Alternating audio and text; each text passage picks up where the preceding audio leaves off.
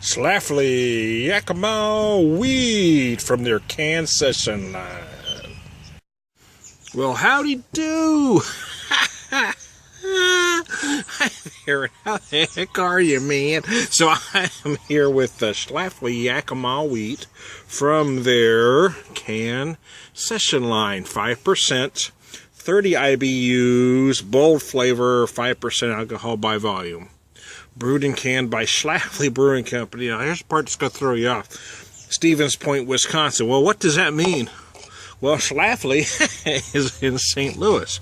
Who's in Stevens Point, Wisconsin? Point Brewery is.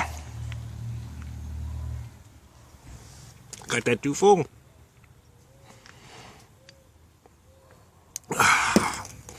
So I'm assuming, as far as I know, Point hasn't bought out Schlafly. I don't know. So I'm assuming Point is, it's being contract brewed at Point.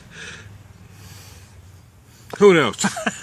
I've actually tried to look it up. I didn't see anything on it, but I don't think Point has bought Schlafly out, to my knowledge. So I'm assuming that Point is contract brewing this for them. Anyway, there you go. It is part of that hoppy wheat category, kind of a subcategory. There's a few breweries that are doing such beer.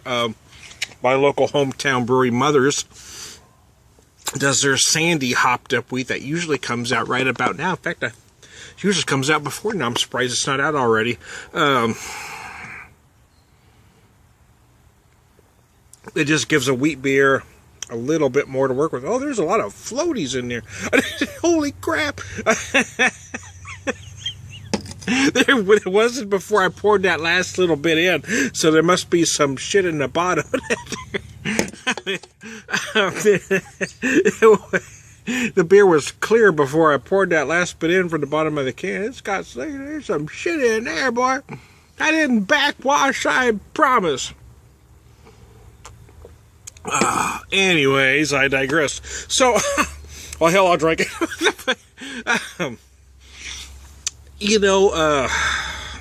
It's part of a session line, but it's 5%. So, is 5% too big to be called a session beer? Well, me personally, I say no, because it's not etched in stone anywhere that the session beer has to be 4% or 5%. However, here's my issue, is that if you're going to intentionally make a session line and say right on the deal, can sessions, I really think your beers ought to be between 4 and 4.5%. If this is just said Yakima wheat 5%, I wouldn't have an issue. But it's part of their session line. And here's the problem with their session line, is that, to my knowledge, only one of their beers actually is 4.5%. The rest of them, the black lager and the brown, and this one, I think, are all 5%. And there is a sizable portion of the craft beer community that thinks, well, you need to draw the line at 4.5%. There's a small portion that says 4. The largest portion will say 4.5. And then there's folks, and there's some are going to say 5. And then there's folks like me on the smallest end of that spectrum. I draw the line at 5.9%. For me, it's under 6%. And the reason I say that is, again, I say it's not etched in stone anywhere that to be called a session beer, it has to be X amount. For me, it's a 6-pack. It's an American 6-pack, because I'm an American. If I'm carrying a 6-pack to a barbecue, a picnic, whatever, what percentage of alcohol can I drink in, say, the course of that picnic, barbecue, poker game, which is generally, we're talking about about a 3 to 4 hour period. Can I drink 6 beers over a 4-hour period and not end up with my winky in the mud? That's what I'm talking about. Now, everybody's got their own opinions and their standards of what they think it is. Some will cite history. And there is some, but again, it's not etched in stone. Any history you dig up is still just somebody's opinion. You can read it in archaic books, but it's not etched in stone. That it ought to be 4% or even 4.5%.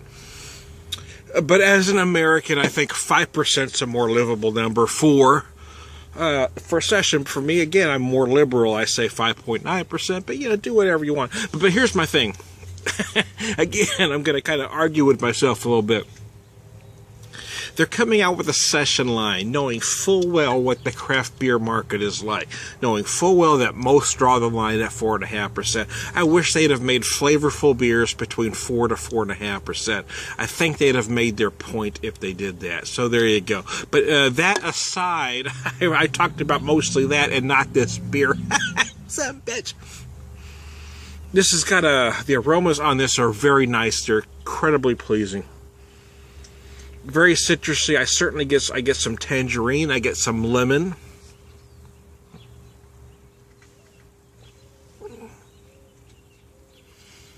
Oh, little bit of stone fruit on the body.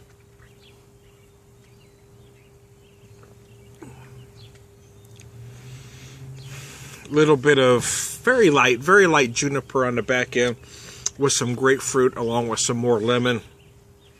It is a nice beer. These hoppy wheats are a nice, I don't know, change, I guess. If you're going through, if spring, summer, you're going through various forms of summer beers. These are just a nice change of pace in between everything else you are drinking. This is also a very likable beer.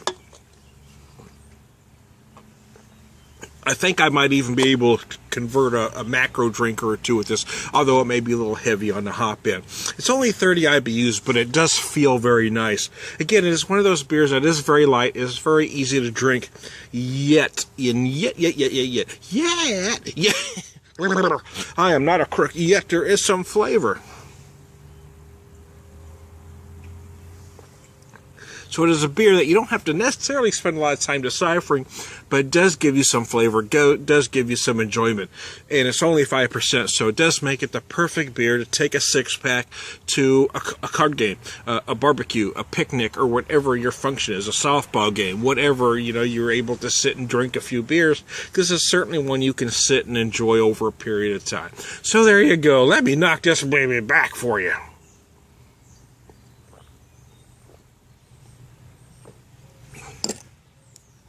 Oh, yeah, baby. So, one more time. Yakima wheat.